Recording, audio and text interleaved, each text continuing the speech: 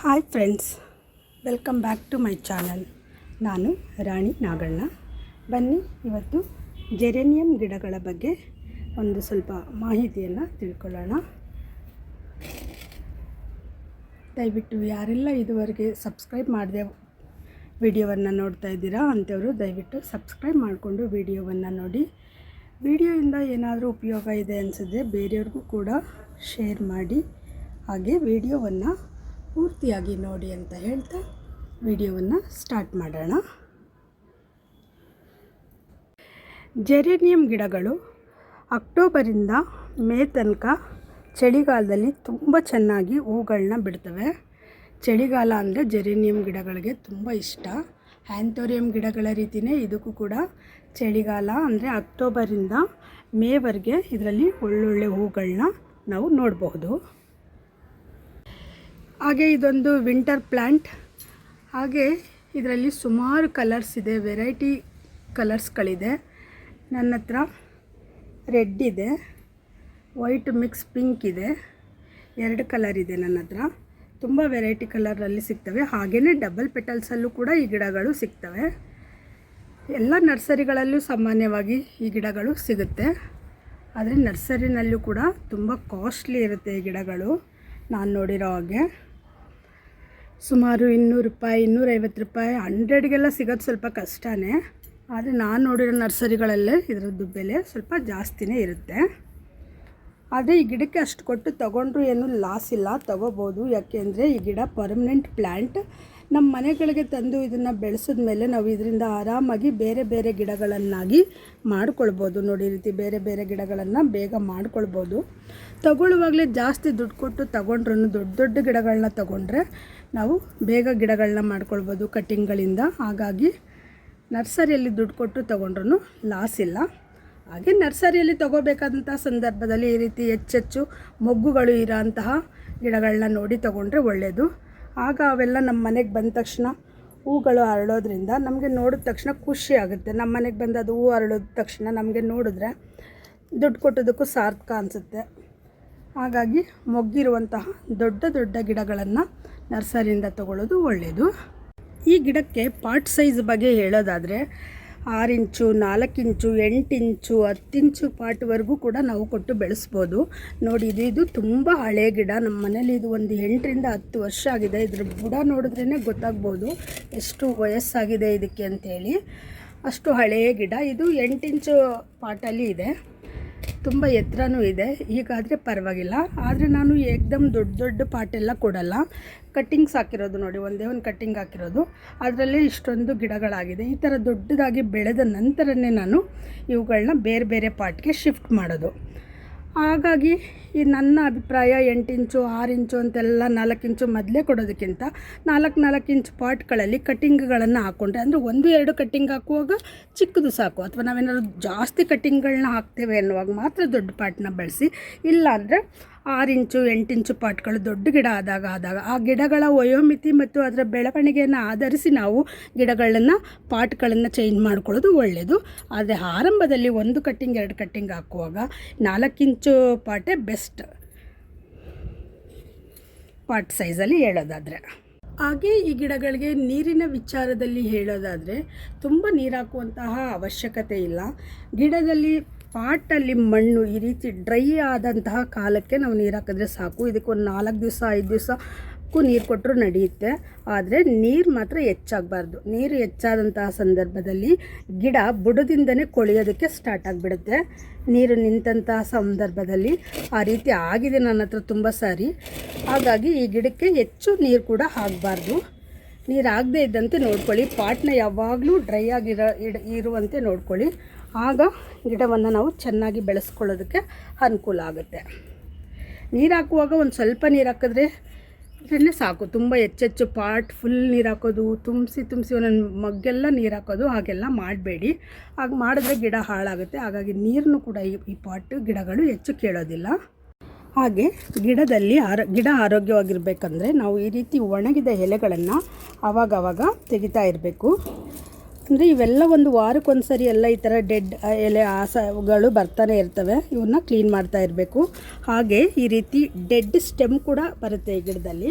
ಇಂಥವನ್ನು ಕೂಡ ನಾವು ಕಟ್ ಮಾಡ್ತಾ ಇರಬೇಕು. ನೋಡಿ, ಇದು ಡೆಡ್ ಸ್ಟೆಮ್ಮು. ಇದನ್ನು ಕೂಡ ಈ ರೀತಿ ಕಟ್ ಮಾಡಿ ತೆಗಿಬೇಕು. ಗಿಡದ ಕೆಳಭಾಗವನ್ನು ಸ್ವಲ್ಪ ಚೆನ್ನಾಗಿ ಕ್ಲೀನಾಗಿ ಇಟ್ಕೊಳ್ಬೇಕು.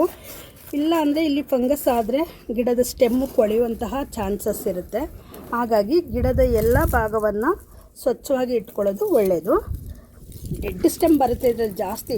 ಒಟ್ಟಿನಲ್ಲಿ ಒಣಗಿದ ಎಲೆಯ ಜೊತೆಗೆ ಇಲ್ಲಿ ಗಿಡದಲ್ಲಿ ಏನಾದರೂ ಹೂಗಳು ಒಣಗಿದಂತಹ ಸಂದರ್ಭದಲ್ಲಿ ಬರೀ ಹೂವನ್ನು ತೆಗೆಯೋದಲ್ಲ, ಇಡೀ ಈ ಸ್ಟಿಕ್ನೇ ಪೂರ ನಾವು ತೆಗೆದು ಬಿಡಬೇಕು. ನೋಡಿ, ಈ ರೀತಿ ಪೂರ್ತಿ ಸ್ಟಿಕ್ಕನ್ನು ನಾವು ರಿಮೂವ್ ಮಾಡಬೇಕು. ನನ್ನ ಹತ್ರ ಒಣಗಿರೋಂತಹ ಹೂವು ಇಲ್ಲ, ಹಾಗಾಗಿ ನನಗೆ ತೋರಿಸೋದಕ್ಕಾಗಲಿಲ್ಲ. ಇದು ಆವಾಗಲೇ ಕಟ್ಟಾಗೋಯಿತು.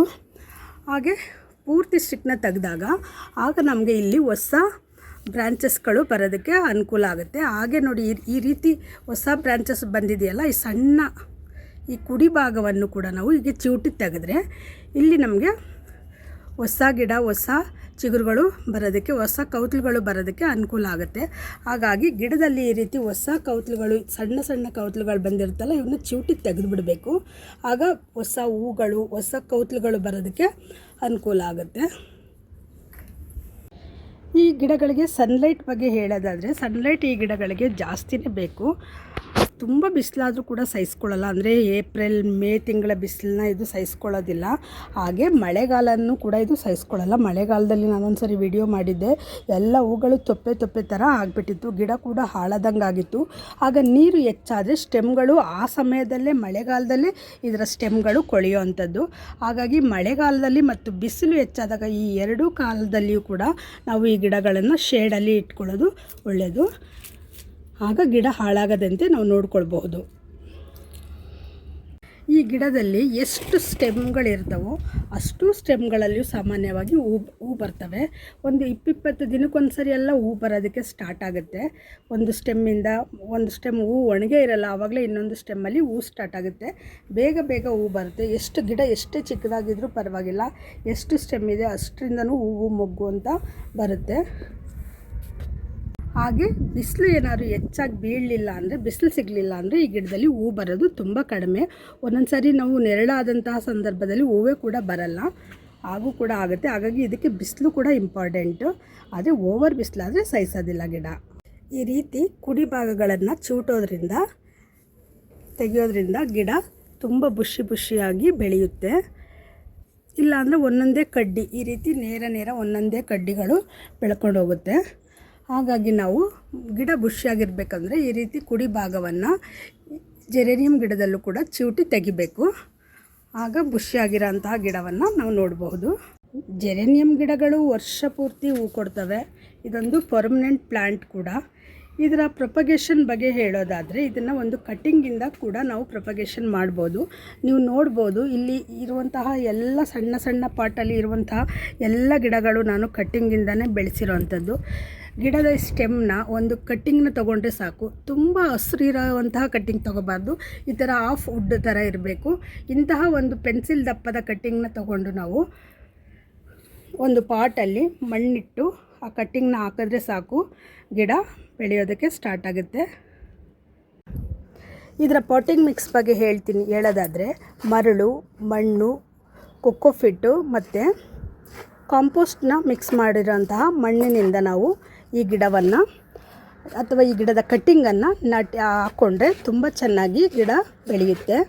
ನಾನಿವತ್ತು ಯಾವ ಗಿಡವನ್ನು ಹಾಕ್ತಾಯಿಲ್ಲ ಕಟ್ಟಿಂಗಿಂದ, ಯಾಕೆಂದರೆ ಈಗ ಚಳಿಗಾಲ ಆಗಿರೋದ್ರಿಂದ ಗಿಡಗಳು ಗ್ರೋತ್ ಆಗೋಲ್ಲ, ಬೇರುಗಳು ಬರೋಲ್ಲ.